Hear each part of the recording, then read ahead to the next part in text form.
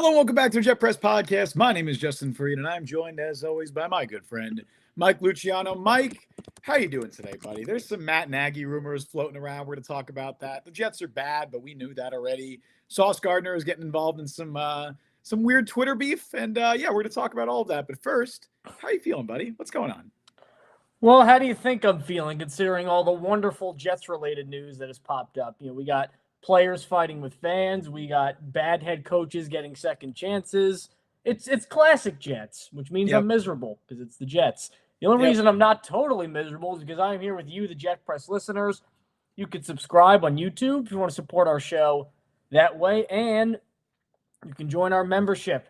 Only 99 cents a month, and you'll get the top reply priority in the comments whenever you do every comment one of these wonderful little live streams that we have. So that's how you can support the show. And you can find us on all the podcast platforms, Apple, Google, Spotify, Overcast. We are on all of them. Now, for those who have not been online today a lot, there have been some rumors about who the Jets may hire as their next coach, because as we saw in that Cardinals game, it sure as hell ain't going to be Jeff Ulbrich. So if you have a list of guys, take Jeff Ulbrich out. He's not going to be here. He might even be a coordinator next year. I mean, this is bleak. We have talked about a couple guys that we like, and we've mentioned a couple different things, While I'm not as picky about this as Justin, Justin prefers, I think, an offensive coach over a defensive coach. We both have looked at people with past head coaching experience.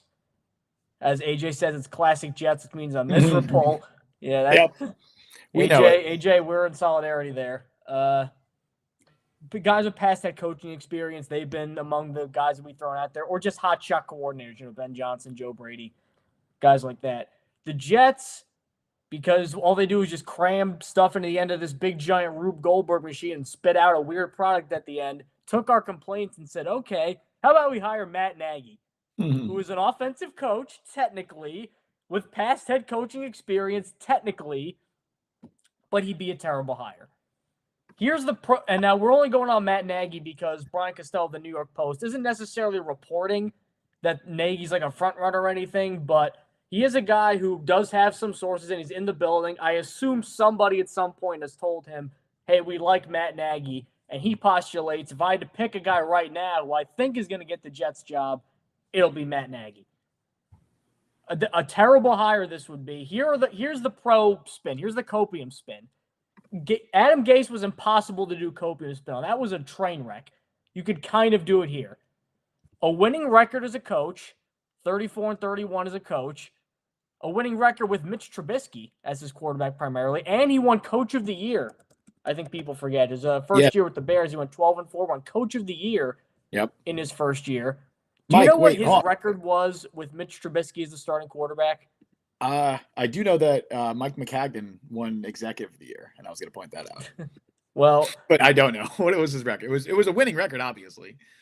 25-13. Wow, that's surprising. They had a really good defense. And you know what? We always talk about being a good CEO and being a good talent evaluator. He evaluated defensive play caller and defensive talent well. And I thought he, for a while, had an offense that kind of worked in Chicago. Now let's get into the bad. The team quit on him by the end of it. They got worse every year. They went from 12 wins to 8 to 6. They got worse every single year. He goes to Kansas City, which is where he came from originally. And this offense, Patrick Mahomes hasn't been thrown for 5,000 yards and 50 touchdowns. Could it be that because Eric Bieniemy, who he's struggling too, he's a college offensive coordinator now at UCLA, Bieniemy had him throwing 50 touchdowns, and now Matt Nagy has him throwing 1,000 yards less and 12 fewer touchdowns every year? It's because of Matt Nagy, because he wants the ball out of the quarterback's hands, very short, very yak heavy. Even if it's Patrick Mahomes, be damned. That's what they're going to end up doing. It would not surprise me if at some point Matt Nagy got another crack at a head coaching job, because his 4 years obviously weren't a success. He didn't win a playoff game, but I don't think it was like cataclysmically bad. Like some of these, I think he's a better head coach than Robert Saleh for whatever that's worth. And we're talking about maybe Saleh ends up getting another chance down the road. I wouldn't be surprised if he does it. It can't be with the Jets. You can't go from Christopher Johnson, who's pretty much going to be the owner now once Woody gets some sort of job with the new presidential administration. He can't hire Adam Gase, then turn around and then hire Matt Nagy. You can't do it. You can't do it. I always want to, But before that, as AJ says, is it too early to be talking about hiring a head coach? What else do we have? Season's cooked. Season is absolutely cooked. We will be previewing the Colts game later today, but who knows how long that preview is going to be, because does it really matter, my friend? That's the question I need to ask. But I always try not to be too definitive about a coaching hire before it happens, because at the end of the day, it is a crapshoot. It's really hard to predict which coaches will be successful in certain landing spots. And so it's silly to be like, oh yeah, this one's definitely not going to work in most cases. And I say in most cases because I think every single Jets fan, every single NFL fan knew that when the Jets hired Adam Gase in 2019, that was not going to work. Now, fast forward 6 years later, we find ourselves in a very familiar situation, Mike, because much like in 2019, when Woody Johnson had left to join the world of politics under President-elect Donald Trump, it seems like we are going to have a very similar outcome this year. After the election results, it sounds like Woody Johnson will be leaving the Jets again, potentially leaving Christopher Johnson in charge of the coaching pursuit. I know that there's still rumors that Woody Johnson might lead that pursuit of a head coach and then dip. Could happen. Either way, I feel like we find ourselves in a very familiar situation. And unfortunately, at least when they hired Gase, they allegedly had a quarterback in Darnold. I don't know what they have now. Allegedly. And unfortunately, we find ourselves in a very familiar situation, because the first name that is being thrown out there, and again, should be noted, this is not necessarily a report. This is Brian Costello of the New York Post saying, hey, here's my prediction. Here's who I think the Jets will hire as their next head coach. And that's probably based on something. Probably talked to some people within the organization, maybe people around the league. There was an article that came out from Jonathan Jones of CBS Sports last week that said that Matt Nagy was getting serious consideration around the NFL for a second head coaching job. So this has not come out of nowhere. This is within the last week. Those rumors have picked up, and I'm sure that is possibly what led to this discussion here. But I will say, much like I was very confident that Adam Gase would not work out with the Jets, I feel almost equally as confident that Matt Nagy would not work out with the Jets. And I'm not even going to try and spin my way into liking this move if the Jets were to go this direction.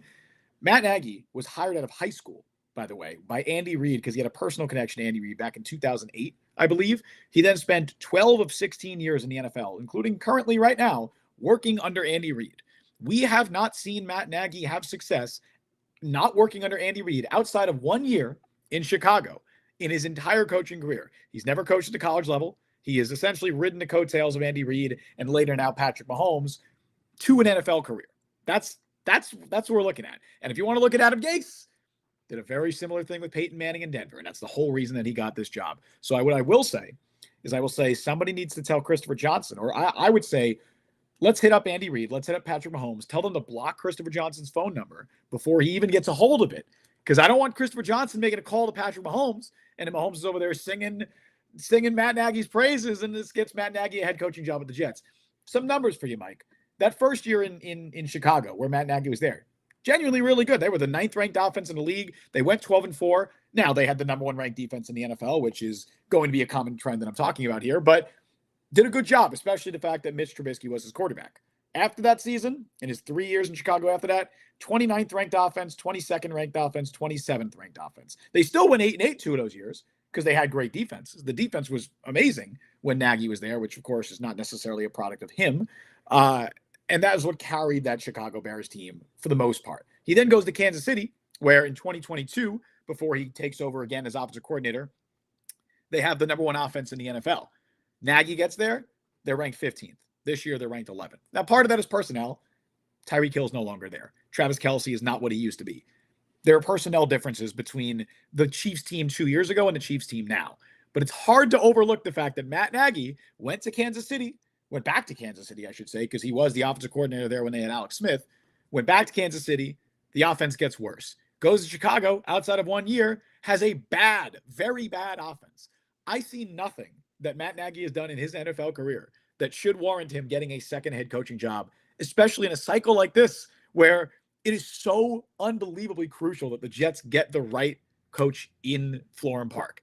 Whether that's a Mike Vrabel, whether it's an Aaron Glenn, there are a million different options out there that are more appealing than Matt Nagy, who is a former head coach who failed as a head coach, and the only success he's found as an assistant has been under the same coach. That's not calling plays either. not calling plays. And that's the other thing. We were texting about this earlier, Mike. It's hilarious because you look at Eric Bieniemy, right? And the narrative around why, and I'm not going to sit here and say Eric Bieniemy was a perfect head coaching candidate. He had some problems. Yeah, that he did. And I'm not going to sit here and say that he definitely deserved a head coaching job because that'd be silly to say. But a lot of the narrative around why Bieniemy didn't get a job was because that Chiefs offensive coordinator job, especially when you're not calling plays, doesn't carry much clout. Why would Nagy be the exception to that rule? I don't get it, Mike. I don't. I fear that this is a direction the Jets could go in, especially because, like you mentioned, I feel like a lot of the stuff that Nagy likes to run on offense is kind of what Aaron Rodgers would like to run, especially at this stage of his career where he's just trying to get the ball out quickly and not get hit and not at the run around. That sounds like a Matt Nagy offense, and that really worries me because I think there's a scenario where the Jets run it back in 2025 with Aaron Rodgers, with Devontae Adams, and they bring in Matt Nagy and maybe Luke Getsy or whoever is the offensive coordinator and ask them to run that offense with Aaron Rodgers and Devontae Adams, a 41-year-old turning 42 Aaron Rodgers in 2025. And I cannot emphasize enough how much that would set the organization back even further than they've already been set back. Well, the messed up part is if Aaron Rodgers wants to come back, he's going to come back. Otherwise, even if he retires, they're going to have $49 million in dead cap. Well, they could cut him post June 1st and similar dead cap hit, but that also means they're handicapped for free agency as well.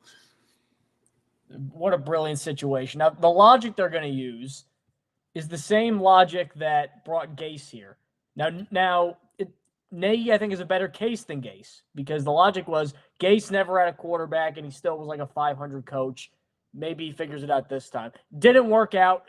Not only did it not work out, it was horrible. Yeah. I mean, that wasn't even NFL football that we were watching there, especially that 2020 season. Nagy at least could lean on, and again, I don't want to hire him. He could at least lean on Mitch Trubisky, not a starting quarterback. I won over 60% of my games when he started. Like that's an argument that I think some coaches will hear. With the number one, convince that GM, like I know the defense was good, but I installed that defense. I hired the coordinators. Some people could buy that, not us, but some people could buy that. So I wouldn't dismiss it out of hand. But if you have a list of I've heard 9 or 10 different people that people have suggested could be the head coach of the Jets. Nagy's firmly at number 8 or number 9. There's very few I would put below him. Legitimately, I think there's the only guys I'd put below him would be Rex Ryan. I'd put below him. Rex Ryan in 2024 or 2025. I'm sorry, guys, you lost me there. I don't know if you want to talk about John Gruden because that's another name I've seen thrown out there. Oh no, I don't want Gruden. I do not want John Gruden on this football team in 2025 either. I probably would prefer Nagy over Gruden, which is crazy to say. Because at least some Jets fans literally just want a coach who will yell at players. Yes, and they want a coach who they've heard. Solid does not, and Ulbrich does not. They want a coach who they've heard of and who will yell at players. That's what they want. That's what a lot of the casual fan base wants, which I get that. I understand it. And when they lose, he's a hothead. He has no control. Perfectly set up storyline. Yeah. As Brian Sternbeck says really quick, though, did the Jets ever interview Bieniemy? I don't think they did. I was just Googling that right now. They did. They did? Okay. They did. In 2021, they did. They did interview Bieniemy. Obviously, that didn't go anywhere. Too, when the Jets hired Saleh, it was viewed as a huge coup because everybody assumed for weeks he was going to go to the Lions. And then they thought, man, the Jets are going to get their second choice. Nope. And then what do you know? And that's why they got stuck with Dan Campbell.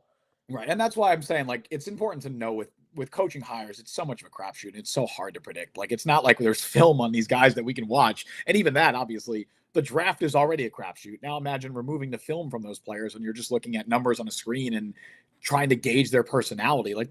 It's so hard to guess who's going to be a good head coach. But Matt LaFleur, after his year with the Titans, he had the 28th offense in the league, and then now he's amazing with the Packers. There are just so many red flags with Nagy as an option that I'm just please. There's so many better. There's so many options. I'd rather take a chance on a Bobby Slowick. Not that they're going to be able to get a guy like that, but even someone like a random offensive coordinator who definitely shouldn't be a head coach at this stage. I'd rather take a chance on that, like a Brian Callahan hire or a Dave Canales hire, than Matt Nagy. Because at least if you hit, cool, the ceiling is high. I just don't see any way Nagy works out in New York. I really don't. One guy who has worked out in New York in terms of playing, but is really going through a rough stretch lately is Sauce Gardner. His coverage is still Sauce Gardner level. Maybe not last year's Sauce Gardner level where it was like historically good, but it's still one of the better ones in the league. Even with all this considered, I think there's maybe you can count on one hand the amount of corners you can argue were better. Surtain, Jalen Johnson, like that level of talent. I'd say Ramsey. Ramsey. It's taken a downturn this year. It's taken a downturn mostly because of his tackling. He has missed 23% of his tackles this year, and last year was 11. So that's doubling the missed tackles. And what's weird about Sauce Gardner is I get that cornerbacks can be very prideful, as we talked about that. Remember the whole Asante Samuel debate? Like cornerbacks, yes. I want them to be very boastful because you have to have that sort of fighter pilot mindset. Like I know Justin Jefferson gets 100 yards every game, but he won't against me because I'm me and I'm awesome. Like you got to think like that. Sauce Gardner, it's almost like a relief pitcher. You got to give up a 3-run homer and the next day be like, that didn't happen. I'm fine. Sauce Gardner does not do that. He remembers every little everything, every mistake he makes. And he will go after fans who, all right, I will say this too. I feel like it's kind of gone a little overboard. I think because for sure. It's gone overboard. For sure. And Sauce Gardner knows more about football than this fan base put together does. Of course. And Sauce Gardner is better at football than this fan base put together. So I could see why you'd get extremely irritated when people point out that you didn't tackle Trey McBride correctly when Trey McBride had momentum and is 40 pounds bigger and will run over guys of his size doing that same thing. I get that. But man, Sauce, log off. Take Twitter off your phone. He did, apparently. What benefit is it of you to honestly, I normally this is weak behavior, but I'm encouraging it now. Get a Kevin Durant burner account. If you need that badly to get it out of your system because it's eating at you that much, don't put on your official account, man. It doesn't help anybody, and all it does is it just feeds the trolls. It feeds the trolls who are saying this is incorrect, but saying that you're checked out, you don't tackle well, you don't play hard. This feeds into that. You're worried about the wrong things? Please, Sauce. We beseech you. Please log off, because all you're doing with this is you're making yourself look foolish. And I don't want you to look foolish, because you're going to be here ideally for the next 10 years, because you're a great cornerback, and you're probably going to get a contract in the offseason that resets the cornerback market, makes you the highest paid player at that position in NFL history. So knock it off replying to us on Twitter. That helps nobody. Dude, I think you just spoiled the next storyline on Jets Twitter, which is going to be Sauce Gardner making a burner account. That's going to happen. Like that. I'd rather he tweet from that than, you know what? It works for Kevin Durant. It works for him. That just we gotta make like a New Year's list of like predictions for like ridiculous things that are going to happen next year for the Jets. And it can't be like, oh, Aaron Rodgers throws for this many yards. No, it has to be like Sauce Gardner makes a burner account and gets found out. Like it has to be shit like that. I would love to do a list like that because that'd be really fun. But yeah, I'm with you on this. And again, you said it best, where it's like it's gone too far in a lot of cases.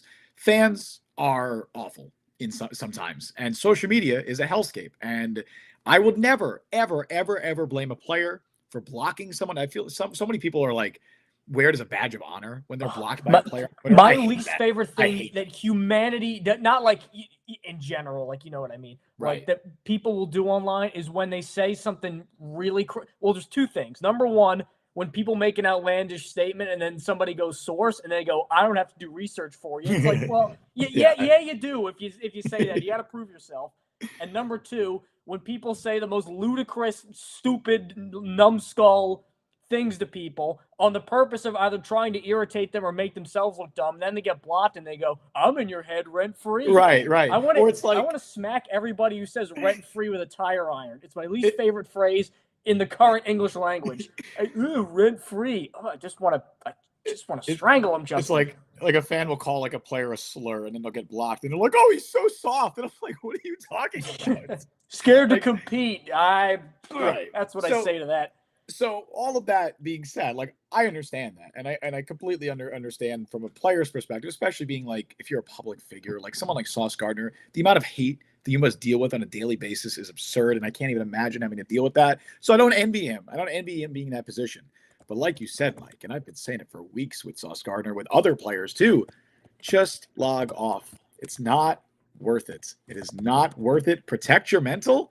Do not argue with media members, specifically the ways that Sauce Gardner did this, because the first tweet that he made, that he put out there, which, as if anybody who follows Sauce Gardner on Twitter knows, it was immediately deleted 2 minutes later, because that's how he uses his Twitter account. He uses it almost like a diary, and then he just erases it. That's what his Twitter account is. But just so he gets the what do you call it? The like the satisfaction of replying to them, but then if nobody sees it quick enough, then he got away with it. That's what it is. Pretty much, exactly. But he's so famous that everyone's going to see it, and everyone's going to screenshot it, and why even delete it? Like, there's no reason to even do that. AJ said the Jet Press podcast lives in my head rent free. Thank you. I'm partially sorry, but thank you.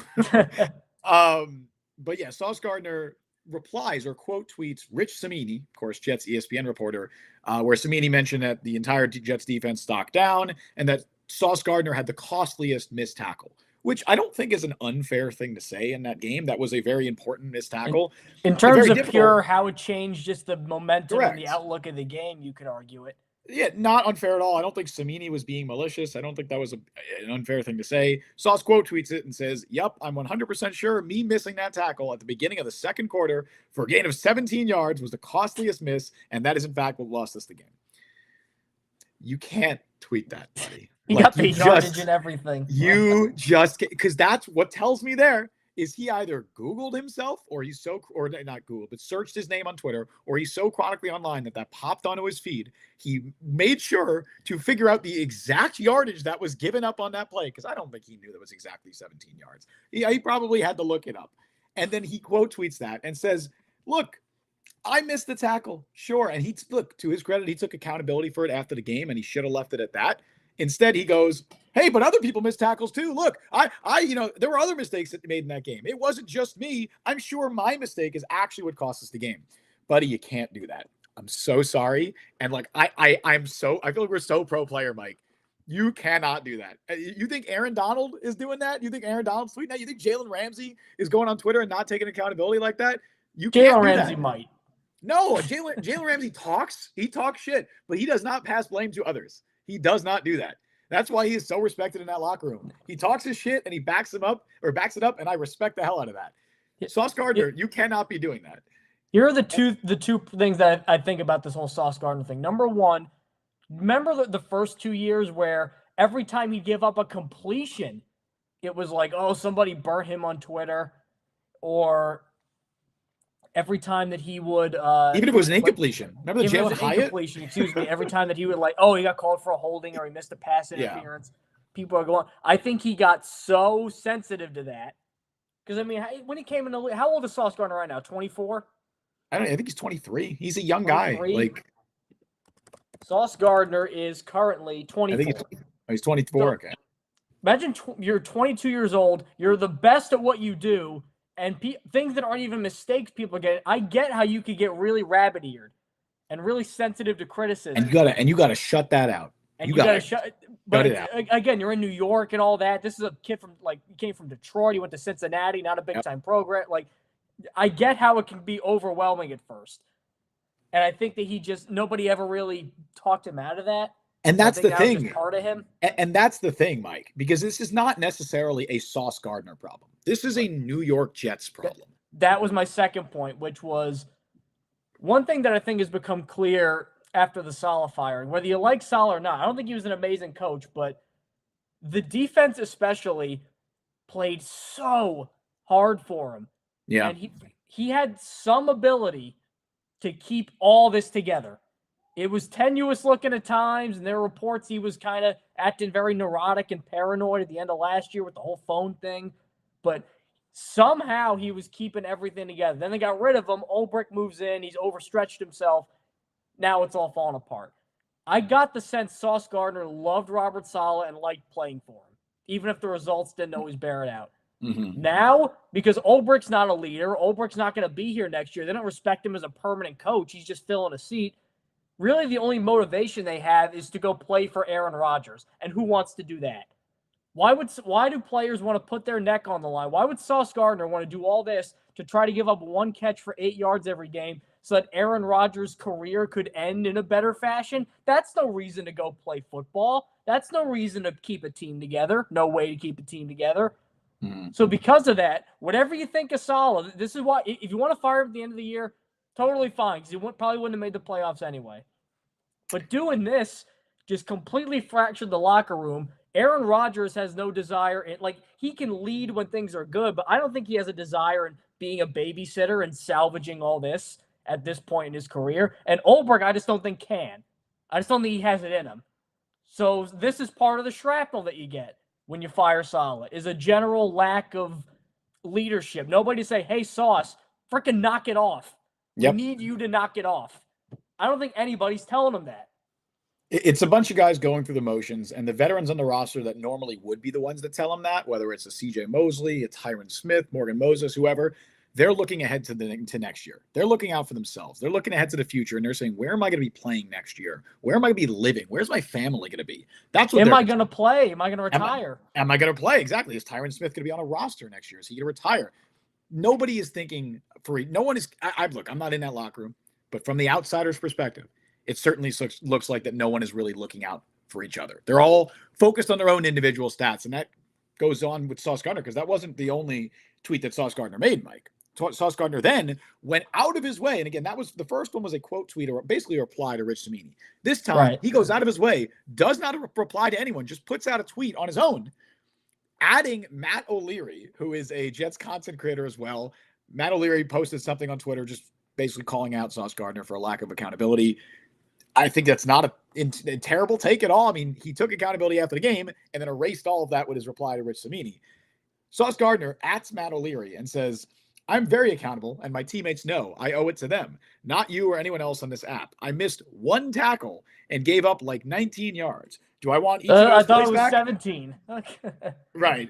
Well, maybe he's saying 19 yards in coverage. But do I want each of those plays back? Of course. But how about you come play corner in the NFL for a week and let me know how it goes? And that's the kiss of death. How about you come do what I do? Because it's not as bad as Evan Neal. What do they do? Flip hamburger? That was worse. That was bad. That's 10 times worse than this. That's still not a bit good look.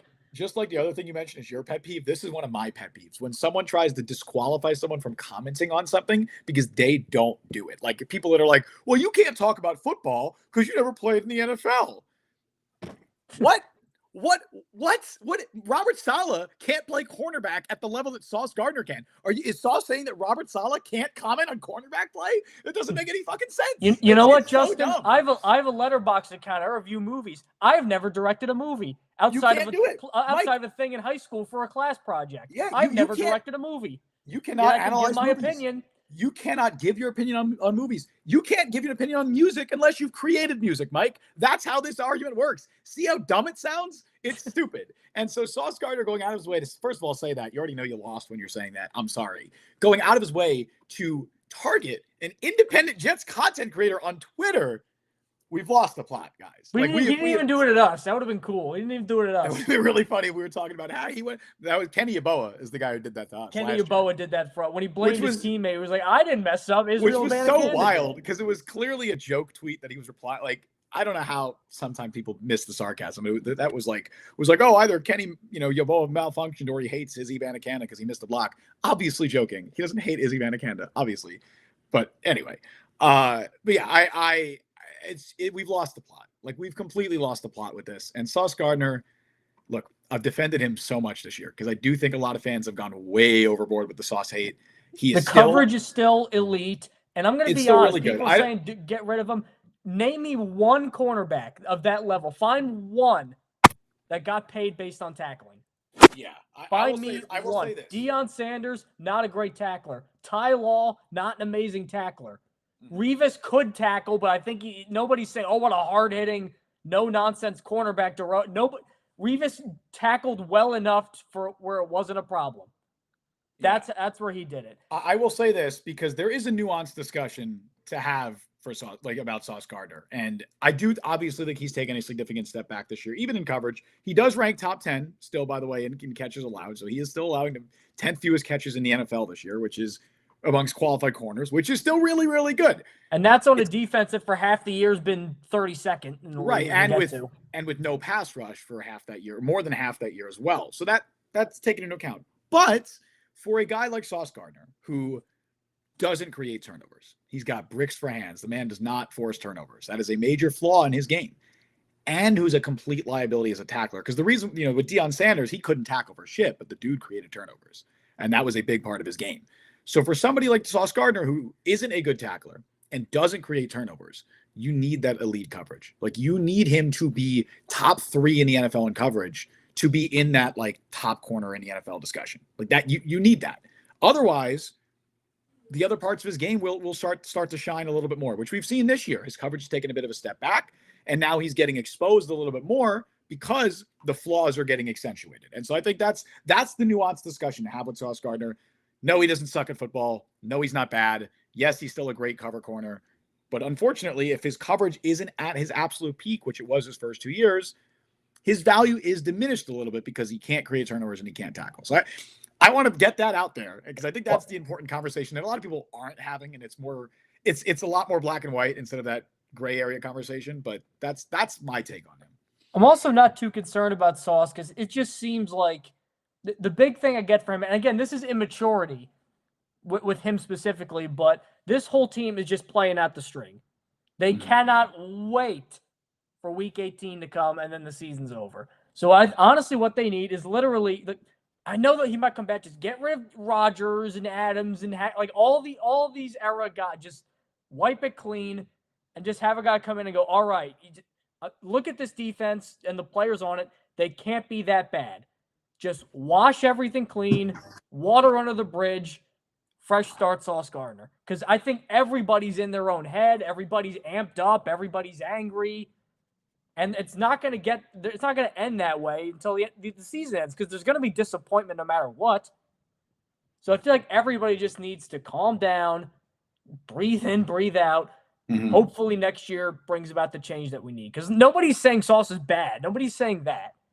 They're just saying that a lot of people are, unfortunately. Well, those people are morons. I'm going to be quite honest. If you think Sauce is bad, you're a stupid moron, and I'm not. There's a lot of them disguising that. There's a lot of morons out there. That is a brain dead opinion. There's no data you can show me to convince me otherwise. Get out of here with that opinion. So moving on. Well, Jetted Out asked, where does Sauce rank in quarterback penalties? He's top 5, and that's another thing. By the way, Pat Surtain is ahead of him. He's third. So Pat Surtain has 2 more penalties than Sauce Gardner this year. No one ever talks about that because that's the narrative with Sauce. But or that he gave up 5 touchdowns last year. Yeah, Surtain allowed 750 yards last year. That's what pissed me off even more is that Patrick Surtain, by every metric, Patrick Surtain's 2023 season was significantly worse than Sauce Gardner's 2024 season. But everyone still unanimously agreed that Pat Surtain was a top 5 corner in the NFL, top 2, most people would say, because that's what happens. The cornerback position, and we've talked about this a lot on the show, and I enjoy having this discussion because I think cornerback is probably my favorite position in the NFL in the sport of football. The cornerback position is so unbelievably volatile. It is extremely rare to see year-over-year dominance, elite play at the position. It is so rare to see that. Jalen Johnson was absolutely elite last year. He's taken a bit of a step back. It happened. Sauce Gardner was first-team All-Pro each of the first 2 years of his career. Real quick, though, Justin. Brian, I saw that. Aaron Rodgers speaking to the media, he says he plans to return 25. No. The exact quote was, I think so, yeah. Which leaves that's yes for him. He never. I think that leaves a little bit open to we'll see how it goes. That's kind of how I read that a little bit. But now you almost have to. You almost hope, not in a tanking way, but you almost have to make yourself look so unattractive that you scare him away from coming back. I don't think that he's going to come out right now, even if he planned to retire, and say that he plans to retire. I don't think he would do that. Maybe I'm just coping. I think I'm probably just coping. But I don't think he's going to come out and say, hey, I'm going to retire right now. But yeah, that's the cornerback discussion. We could have that another time. We have a packed show. We are going to talk Rodgers, but I want to, before we get into that really quick, Mike, it is time for one of my favorite weekly segments that we don't do every week, but called Gangrene Stat Machine. aka Okay. GGSM. And let's start with this because we were talking about the defense, right? There's gonna be a couple discussions here. But we were talking about the defense, and we were talking about Robert Saleh and how much the defense has tanked since Saleh was fired. Well, there are specific numbers that can point to that would back that up. The Jets' defensive EPA, estimated points added, under Robert Saleh, so weeks 1 through 5 when Saleh was there. The Jets Keep in mind, in sixth. 2021 through 2023 combined, I think they were first or third. Probably. That would make sense. They were up there, obviously. And last year, I believe they were first or second. But yeah, they were sixth in the NFL in defensive EPA under Robert Saleh. They had a top 5 success rate per dropback. So they were a top 5 defense against the pass and in top 15 in success rate against the run. I believe they were 14th. So despite the run defense not being great, was still top half in the league. Pass defense was top 5 in the league. They had a top 6 defense in the NFL under Robert Saleh. Since Robert Saleh has been fired, since Jeff Ulbrich took over in week 6, so from the same period of time, week 6 to week 10, the Jets defense ranks 32nd, dead last in the NFL in defensive EPA. They are bottom 4, not only against the run, Mike, they are a bottom 4 defense against the pass with Sauce Gardner, DJ Reed, Michael Carter is he's been hurt, but Michael Carter is there. Hassan Reddick, Quinnen Williams, Will McDonald, Quincy Williams, Chuck Clark. Quincy Williams. Come on. Like that's absurd. So the Jets basically took a top 6 defense in the NFL and not only tanked it, they turned it into the worst defense in football under Jeff Ulbrich. And now I don't want to put all of that on Ulbrich's shoulders and say, look, he clearly just can't coach defense, because I don't think that's what this is. I think it's a combination of the fact that Robert Saleh obviously had his hands all over the defensive game planning. Even if he didn't call plays, there was a narrative, Mike, when Robert Saleh was fired, that this was actually Jeff Ulbrich's defense. As AJ said, GGSM is giving me PTSD. I'm sorry to break it to you, buddy, because we're going to keep traumatizing you. This is We're not going opening anywhere. old wounds here. I love this segment. Partially because it sounds funny. But yeah, there was a narrative, Mike, when Robert Saleh was fired. There were a lot of Jets fans that were like, no, this is Jeff Ulbrich's defense. You know, he called plays. Saleh was just a figurehead. Everything good they did was Ulbrich. Everything bad was Saleh fans. Because that's the copium that fans will they will cope themselves into. But clearly, I think it's been proven that that's not the case. And on top of that, Jeff Ulbrich is obviously just clearly overworked. Not only is the defense, the players have kind of given up, like we talked about before, but he's now asked to be, he's doing all of his normal defensive coordinator responsibilities, still calling defensive plays while taking on all of Robert Saleh's head coaching responsibilities. He is very overworked. There was a quote, I forget which, I think it was Isaiah Oliver said it. It was some Jets player after the game was like, yeah, I don't know how much he sleeps. So I don't think Jeff Ulbrich he's not even getting rest. Like, the man clearly is overworked, should not be doing the jobs that he's doing. Firing Robert Saleh wasn't necessarily unjustifiable. We said this at the time. It wasn't that he didn't deserve to be fired. The timing of it was bad, and it was in no way going to fix anything. It only served to tank the only good part of the team, which was the defense. The offense has improved marginally since Saleh was fired. But he was going to do that anyway. Right, that's largely because exactly the change that was made was the same change Saleh was going to make. I don't think the Jets are a playoff team with Robert Saleh as their head coach, and this isn't meant to absolve him of blame, because there are a lot of reasons why he deserved to be fired and why I don't think he was a very good head coach with the Jets. But it's very clear that firing him when they did was the wrong decision, and it only made everything worse. It'd be one thing if the defense just went down when they got rid of Saleh. As Leany in North Carolina has become a member. Thank you, Leany, North Carolina, for becoming a member. Thank you so much, AJ, gifting another membership. We really love you, appreciate AJ. that. We love you. Yeah. So it'd be one thing if they went down. If they went from 6th to 20th. He's overworked, coaching change, new ideas coming in, old ideas. I get that. To go to dead last, and I know the Cardinals are good this year, to have them trounce you like that, where you didn't even get a stop in the first half, that goes beyond just Ulbrich's overwhelmed. I think that shows, like, I get that Ulbrich probably helped with some of the fine-tuning, the attention to detail, the here's what you do here, like here's that. I get that he helped with that. It can't be that wide of a gap and attributed to Ulbrich's overwork. That shows how much Saleh had over all of this. Mm-hmm. And that's why Saleh's going to get a job next year as a coordinator, and that's why I don't know if Ulbrich will. Because this was Robert Saleh's baby. And that's why I was also hesitant to fire him. As I've said 1,000 times on this show, I was hesitant because when they fired Bowles and Gase, both their sides of the ball, Bowles' defense, Gase's offense, were horrid. Saleh is a defensive coach. His defense was not only good, it was phenomenal. That was a phenomenal defense. What do you got to show for it now? Because the offense is marginally, they went from 28 to what are they now? 21st? I don't know. Was that improvement worth tanking the defense for? Especially when he was going to make that change anyway, away from Hackett? With Rodgers, who's clearly afraid of getting hit anyway, so that limits what you can even do offensively. That's why he's getting the ball out so quick. It's just a complete tire fire. It was an impulsive decision. It wasn't a schematics decision. Woody Johnson didn't fire Robert Saleh because he expected the defense and offense to improve. He wanted to, as he said, create a spark. That's well, he didn't. So now who gets now? What are you going to do? Because there's no spark.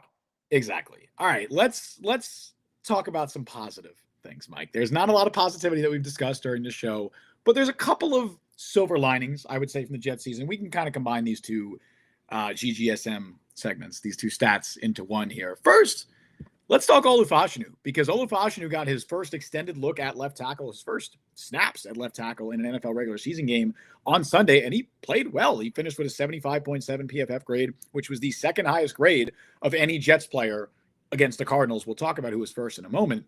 Fashanu played 33 snaps, allowed 2 pressures, earned an 83.7 PFF run block grade. Unfortunately, the Jets were not running the ball a ton in the second half when he was out there, but he looked a lot better playing left tackle than he did right guard and right tackle, which should not be a surprise for a guy who quite literally never played right guard guard in his entire high school, college, or NFL career, and didn't play anything other than left tackle in college.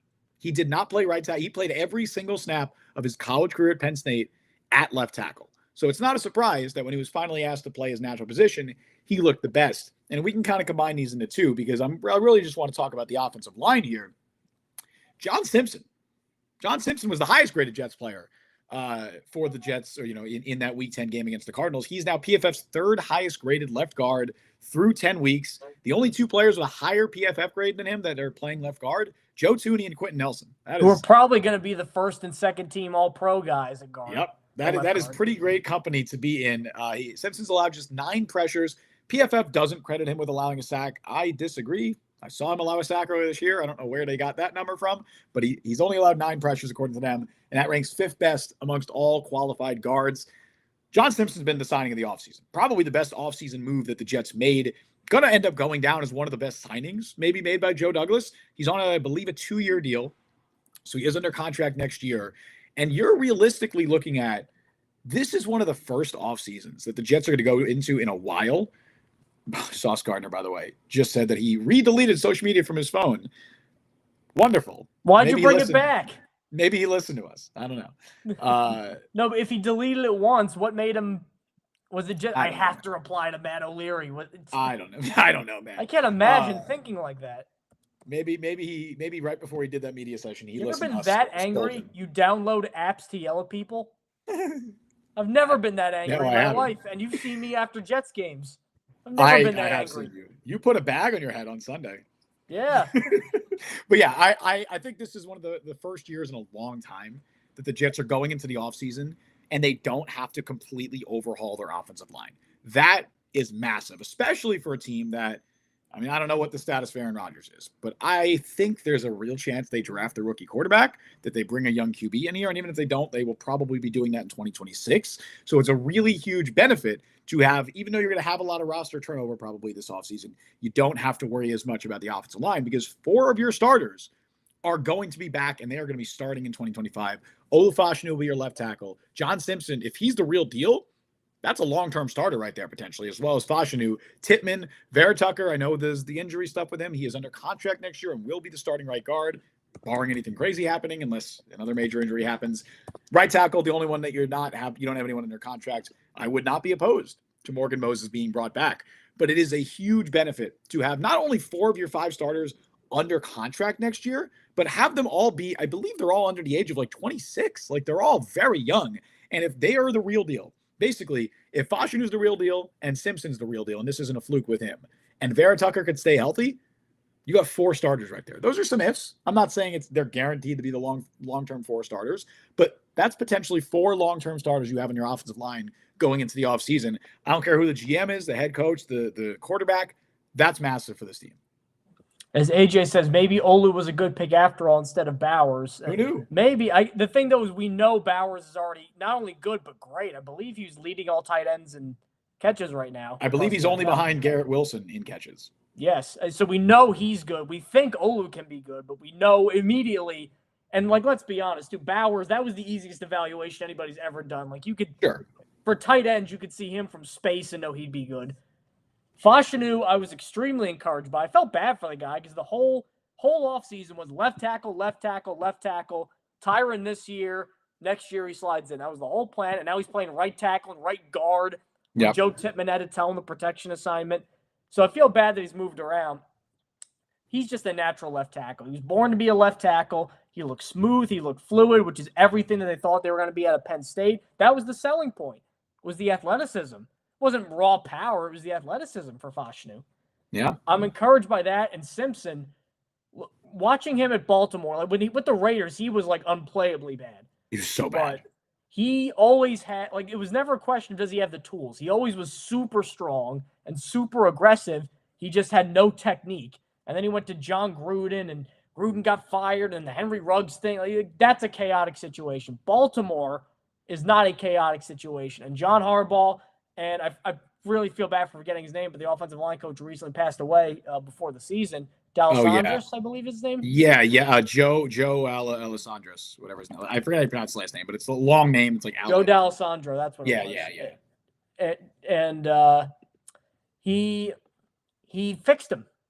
Quite simply, he fixed him. So we went into the year saying, hey, John Simpson's your worst offensive lineman. That's good. I don't think he's their best. I think the worst lineman's been Tyron Smith. He's been one of the better ones. I think Simpson's been the best. I think John Simpson might be, as a case, to be the best offensive lineman. It's so funny because I think one thing I never got this year with the Jets, and people love to bring this out every year, but people go, the offensive line, they're not giving Aaron Rodgers a chance. Oh, yeah, I hate that. The offensive line is not only is it not bad, I would argue, especially lately, it has been good. Yeah. Agreed. Now it's aided by Rodgers being scared and getting the ball out as quick as possible, so they don't have to hold up as long as some teams that have deeper developing passing offenses. But find me I know Tyron's been bad, but outside of him, Tippmann I've liked up and down, but I've liked him. Simpson good, Vera Tucker went healthy good, Moses went healthy good. Fashanu looked okay when he played. This is a real offensive line. Yes. Oh, Joe Douglas, we always make fun of the hog maulers. He never got the line right. It might be too little too late. I think he got it kind of mostly right this year.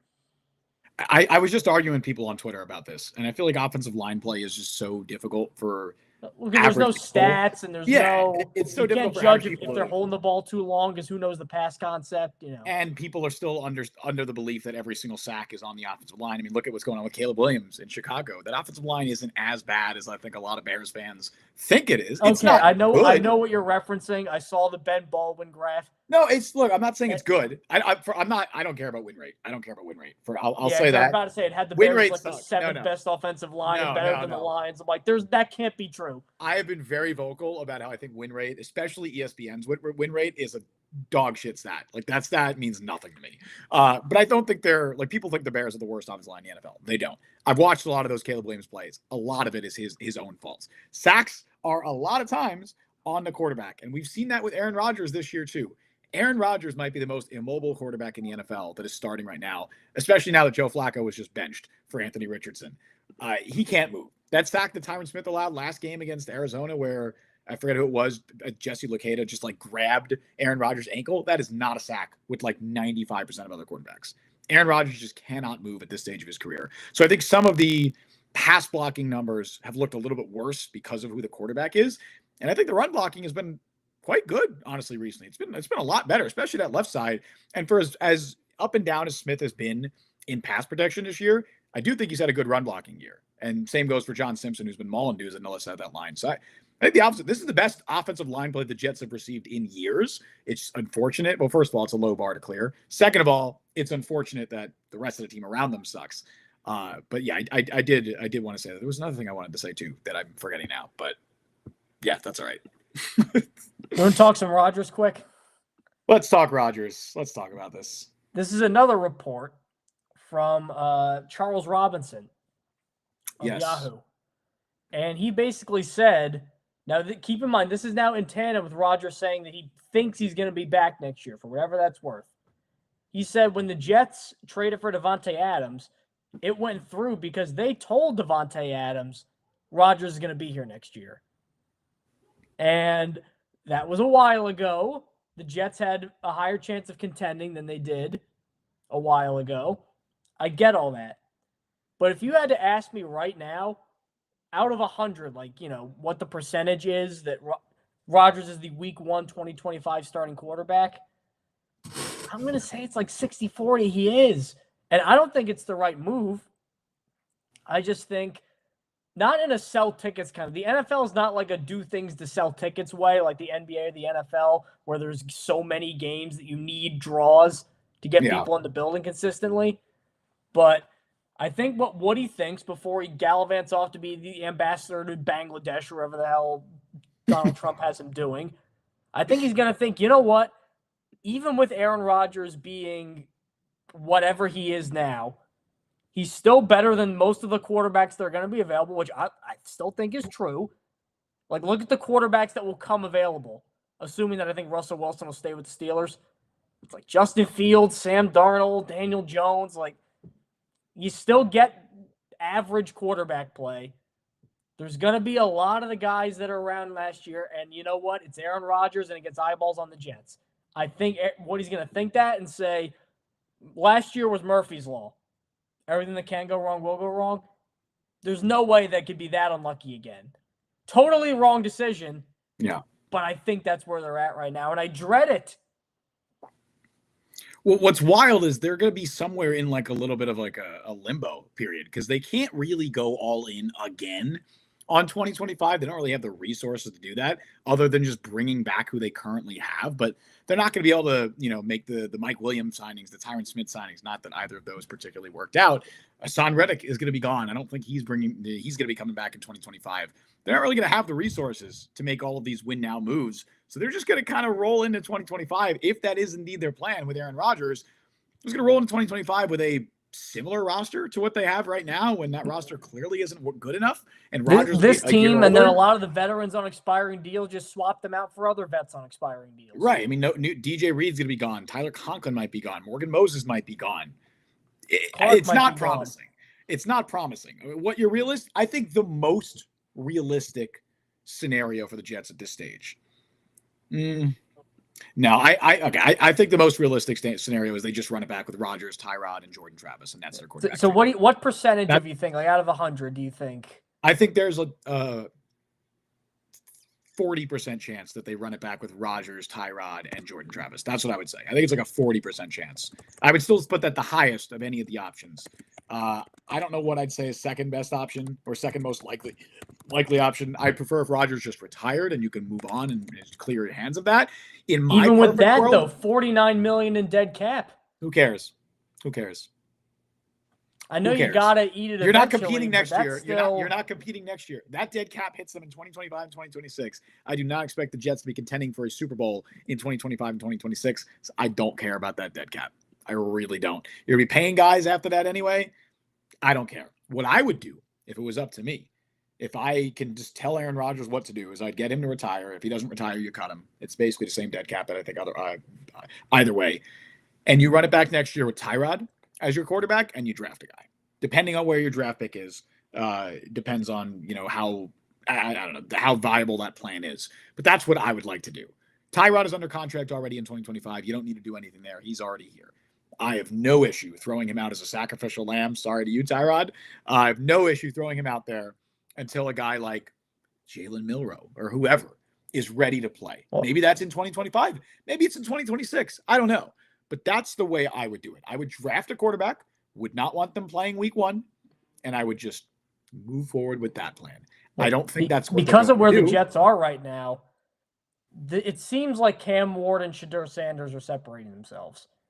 And if you look at the teams at the top of the order, the Giants, the Raiders, Carolina, Tennessee, a lot of quarterback need. I don't think Ward or Sanders are lasting to the Jets. So you're pretty much going to have to get the third or fourth best quarterback in a weak quarterback class. Jalen Milroe, Quinn Ewers, Carson Beck has been pretty bad this year. He's taken a step down. Garrett Nussmeier, who looked horrible against Alabama. That's not, I mean, I know that we're just, lamenting the plight of the Jets here, and they're kind of screwed either way, but I can't do this year. I can't take this year with this vibes in, because that probably means Hackett's going to be back, right? You would think, right? You would think, and that also means that Lazard is probably back, even though you can move on from Lazard and save some money. He's been okay, though, but... No, I know, but if you have the chance to move on and they could save a good chunk of money by getting rid of Lazard, I would just... I want, like you said, Mike, the vibes are so unbelievably bad that I want to just clean our hands, wipe them clean, and just start as fresh as possible. Because again, if you... The biggest issue... The biggest issue with running it back with Rodgers for another year is you are now handicapping and handcuffing the next regime that comes in. Whatever head coach and GM you are hiring, you are telling them Aaron Rodgers is your quarterback in 2025.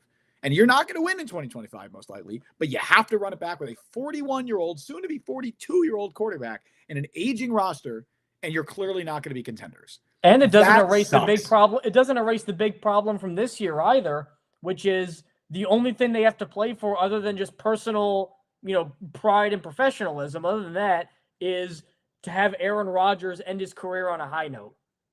That's the motivation. That's why nobody's motivated, because who cares about that? They'd care if they were in the hunt originally, but if you're not in the hunt, why is that appealing? That doesn't fix that problem. As AJ says, if AR can somehow turn it around in the next 7 games, I'm good with him coming back for 2025, but that's unlikely. And if he's back, we'd be better planning for the future. And again, imagine too, if you bring him back, you then have, right now they'd have the 8th pick in the draft. But yeah, Super Bowl. We're from Super Bowl to Matt Nagy in the 8th pick in a couple weeks. And imagine if they take like Jalen Milroe. And Aaron Rodgers is saying, well, I'm back, I'm ready to go, and then you're drafting my replacement. What I do is at this stage, look, when the Jets traded for Aaron Rodgers, I was happy giving him some power, because that's what you do when you trade for a Hall of Fame quarterback who, to our knowledge, was still playing at a very high level. Unfortunately, he then blew out his Achilles 4 plays into his first game with the team. But at that time, the belief was still that you were acquiring a Hall of Fame quarterback. And just like the Broncos did with Peyton Manning, just like the Buccaneers did with Tom Brady, you will bend over for them a little bit. You will give them some authoritative control. I was okay with the Jets doing it with Aaron Rodgers when they originally made that move, when they originally traded for him. You cannot do that for Aaron Rodgers in 2025. If Aaron Rodgers wants to stay, if he truly wants to stay here next year, if he wants to not retire, awesome. That's great, buddy. You could stay. You could stay if you want to, but you have absolutely no fucking say over what we do this offseason. Alan Lazard's gone. I'm sorry. Lazard's gone. We're not bringing in David Bakhtiari. Randall Cobb ain't coming in as the wide receivers coach. Nathaniel Hackett, done. Not killed, but he's fired. You're getting rid of all of that, all right? And you're saying, hey, look, we're probably drafting a quarterback because you're going to be 42 years old, man. You are old. You are old. And you're looking more Steve DeBerg than Tom Brady right now. A nice reference. There you go. You're looking like 50-year-old Vinny. Played when he was 45, so. Vinny didn't Vinny Testaverde play when he was like 46 or something like that? Testaverde played into his mid-40s. Steve DeBerg was a guy like there aren't really that many guys like that out there. He as we have another new member, Shu in chat. Mother effing Shu. Thank you to Leany for donating. Yep. Much appreciated, guys. I think we're closing in on 10 members now. That is amazing. You guys are the best, and we appreciate it all. DeBerg was in Denver before they got Elway. He was in San Francisco before they got Montana and Steve Young. He was that kind of quarterback, and he was not good near the end of his career. And that's what Aaron Rodgers is. And I'm looking at Rodgers and I'm saying, hey, this is what we're doing. As AJ says, always enjoy a good Steve DeBerg reference. There you go. That's what I'm here for. You got it. But yeah, that's what I'm telling Aaron Rodgers. I'm saying, hey, look, your buddies are gone. If you want to stay here, that's fine. But here's the plan. And if you don't like it, kick rocks. Get out of here, bud. This is not, you don't have that say anymore because you're probably the 18th best quarterback in the NFL right now. You don't have the clout that you once did. And we want to move on. We want to move forward with this new regime. So if you want to still be here and be a part of that, awesome. That's fine. You're under contract. We'll pay you. That's fine. But here's what we're doing. And I just need the Jets to have the balls to say that. I need Woody Johnson to have the balls to say that. I need Christopher Johnson to do it. because the new regime will be happy to do it. I mean, if you bring in a GM and a new head coach, you bring in Mike Vrabel. You think Mike Vrabel is going to be worried about telling Aaron Rodgers no? No way. He's taking his job. He's not going to take the job unless he knows he can tell Aaron Rodgers no if Aaron Rodgers is here. And that's the problem. If you are still bending over backwards for Rodgers, what head coach candidate are you going to get? You're going to be stuck with a Matt Nagy. That's not good. You want to do predictions for Jets Colts? Yeah, let's quickly talk about this stupid football team again.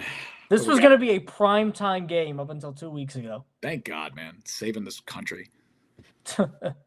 But finally doing something right to preserve the mental health of Americans here.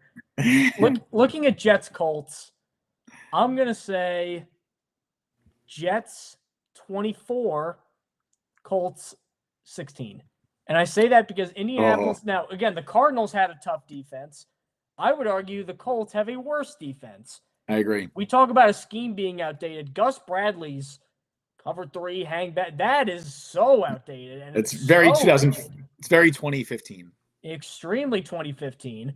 I think there's some chances if the Jets start off hot to get some positive chunk plays going. I think they'll run the ball better than they did against Arizona. By the way, Braylon Allen's averaging like 3.5 yards a carry and has had a run of like 10 yards or longer in a month and a half. So it's been a rough stretch for him. He's looking more like a fullback than a running back right now. But I still think they're going to get some points. I still think Richardson will make some plays because I think he's just a better player right now than Flacco. He's got more talent than Flacco. Pure arm strength in terms of how far can I throw a football. He might have the strongest arm in the league. I mean, he's a freakish athlete. That'll be good for a 60-yard play here and there. That'll be good for a big run. But he also was at one point 2 of 16 passing the ball in his last start. Yeah. So until he shows the accuracy that Kyler Murray does, and Kyler Murray used to pick the Jets apart, I'm going to say the Jets are going to withstand a Colts early barrage.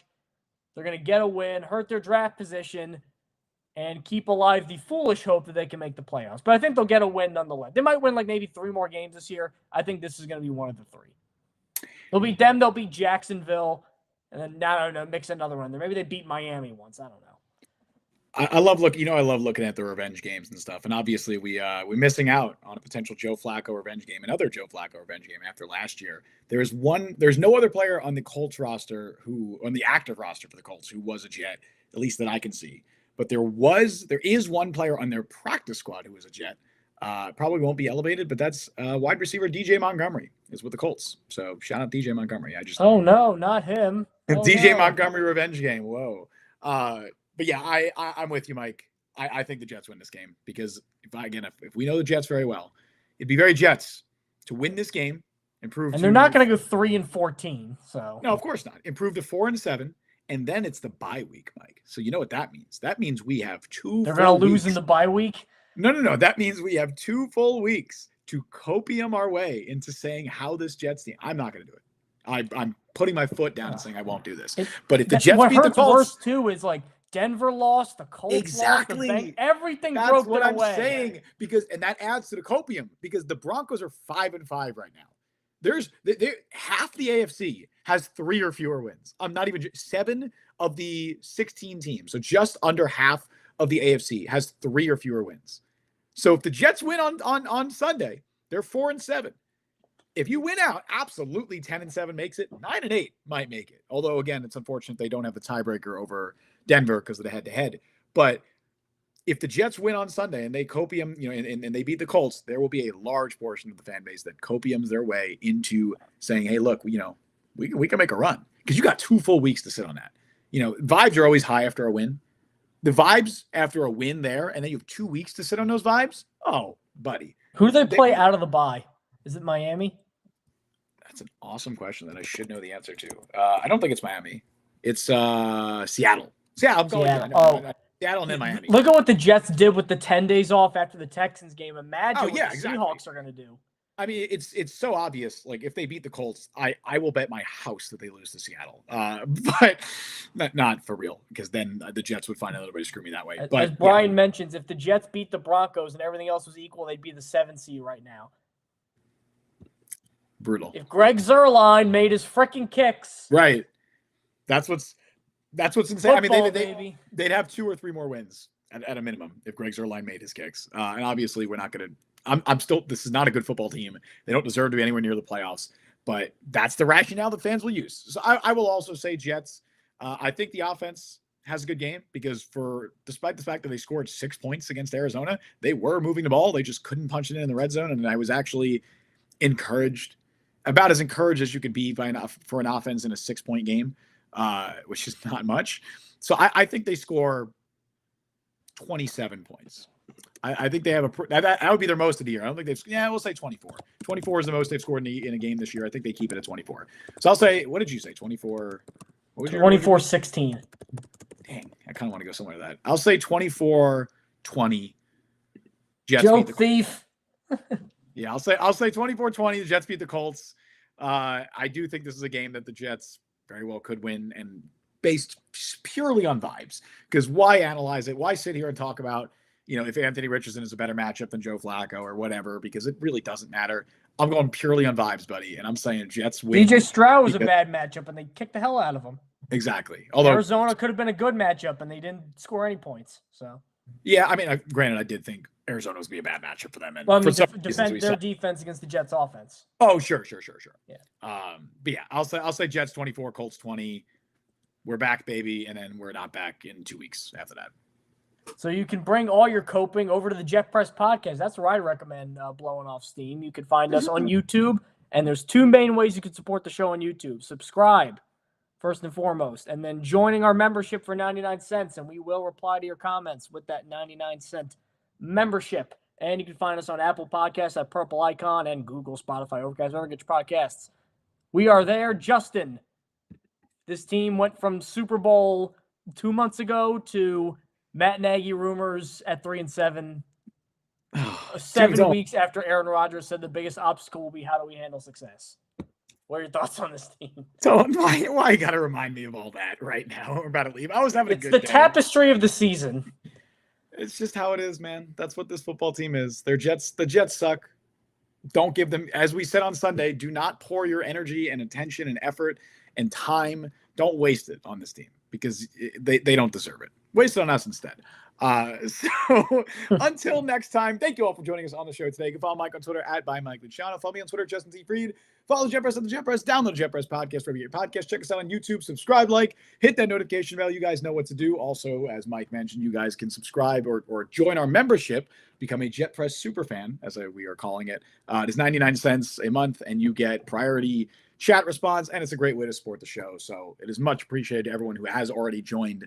And of course, anybody who just tunes in and watches and comments and likes and listens. All of that is always appreciated. We stream live every Wednesday at 3 p.m. Eastern Time and live immediately following every single Jets game. I believe next week, Mike, is the bye week. So I don't know if next week's show or the show after that will be doing the Woodies, but the Woodies will be making a comeback, which for those who don't remember. Don't clip that and don't put that out of context. The Woodies are making a comeback. That is going to be our mid-season award show. That might be next week.